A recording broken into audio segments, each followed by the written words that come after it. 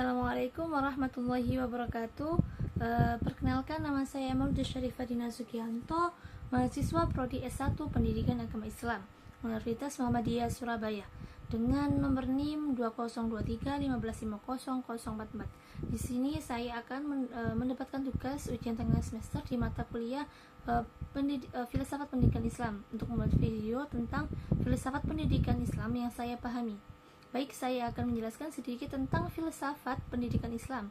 Filsafat pendidikan Islam adalah sebuah bidang yang mengintegrasikan prinsip-prinsip Islam ke dalam teori, praktik, dan tujuan pendidikan.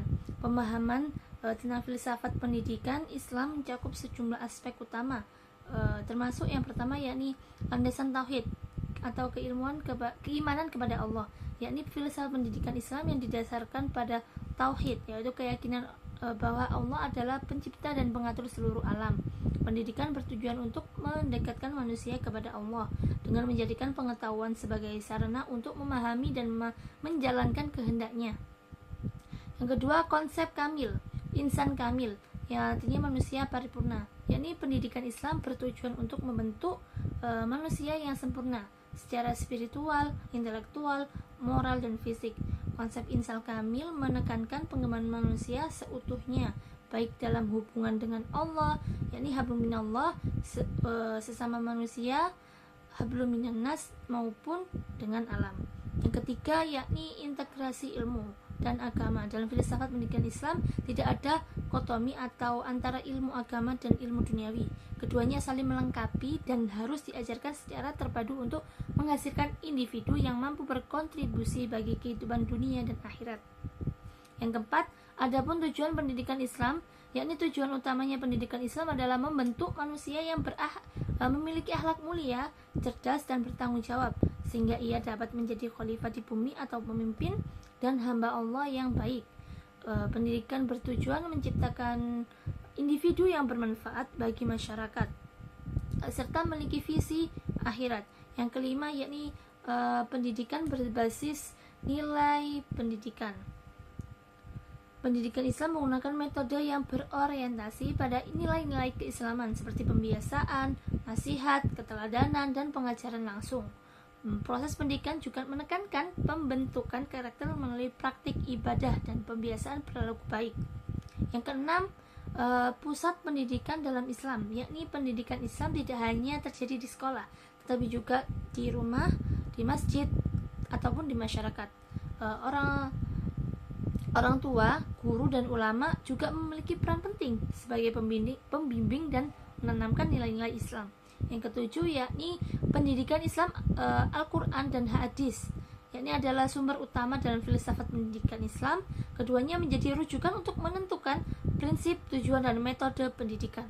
Yang kedelapan yakni pandangan tentang manusia dalam filsafat pendidikan Islam, yakni manusia dipandang sebagai makhluk yang memiliki fitrah untuk mengenal Allah, mencari kebenaran, dan berbuat baik. Namun manusia juga membutuhkan pendidikan untuk menjaga dan mengembangkan fitrah tersebut agar tidak menyimpang. Oke, selanjutnya pendidikan dalam perspektif Islam tidak hanya berorientasi pada kesuksesan duniawi, tetapi juga pada kebahagiaan, diarahkan untuk membentuk individu seimbang dalam aspek intelektual, spiritual, emosional, dan sosial.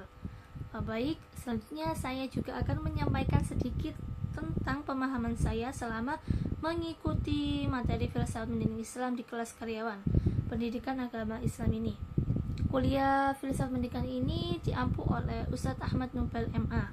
Adapun sebelum masuk pada pertemuan FPI ini, biasanya Ustadz Nobel mempersilahkan mahasiswanya untuk mempresentasikan tugasnya agar mahasiswa yang lainnya juga mengetahui materi apa yang akan dibahas pada saat ini. Nah, mata kuliah filsafat pendidikan Islam di kelas karyawan ini sudah berjalan 6 kali pertemuan. Pertemuan pertama membahas tentang pengertian filsafat pendidikan. Yang kedua, pertemuannya menjelaskan tentang objek kajian pendidikan Islam yang mencakup pengertian ontologi, kerangka ontologi dan pertanyaan ontologi dan seterusnya. Selanjutnya pertemuan ketiga tetap menjelaskan tentang objek kajian FPI yang mencakup tentang pengertian epistemologi, teori epistemologi dan lain sebagainya. Pertemuan keempat juga tetap sama membahas tentang objek kajian FPI yang mencakup tema yang berbeda, yakni pengertian aksiologi, teori aksiologi, landasan aksiologi, dan seterusnya. Selanjutnya yang pertemuan kelima yakni menjelaskan tentang hakikat pendidik dan peserta didik. Dan pertemuan keenam menjelaskan tentang konsep manusia berkualitas menurut Al-Quran. Nah, selanjutnya terkait materi pertama sampai ke-6, saya memahami tentang filsafat pendidikan Islam, yang mana konsep berpikir tentang kependidikan yang bersumber atau berlandaskan ajaran-ajaran Islam tentang hakikat kemampuan manusia untuk dapat dibina dan dikembangkan, serta dibimbing menjadi manusia muslim yang seluruh pribadinya dijiwai oleh ajaran agama Islam.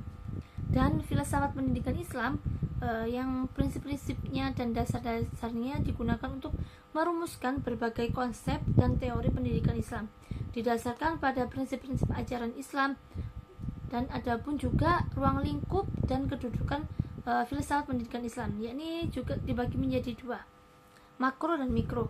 Yang pertama yakni makro meliputi Tuhan, manusia, alam. Seperti tadi contohnya ontologi, epistemologi, dan aksiologi. Adapun yang mikro meliputi tujuan pendidikan, pendidik dan peserta didik, dan alat pendidik seperti kurikulum, metode, dan evaluasi, serta lingkungan pendidikan. Dan adapun tujuan filsafat pendidikan Islam yang saya pahami, yakni yang pertama, membantu para perencana dan pelaksana pendidikan untuk membentuk suatu pemikiran yang sehat tentang pendidikan.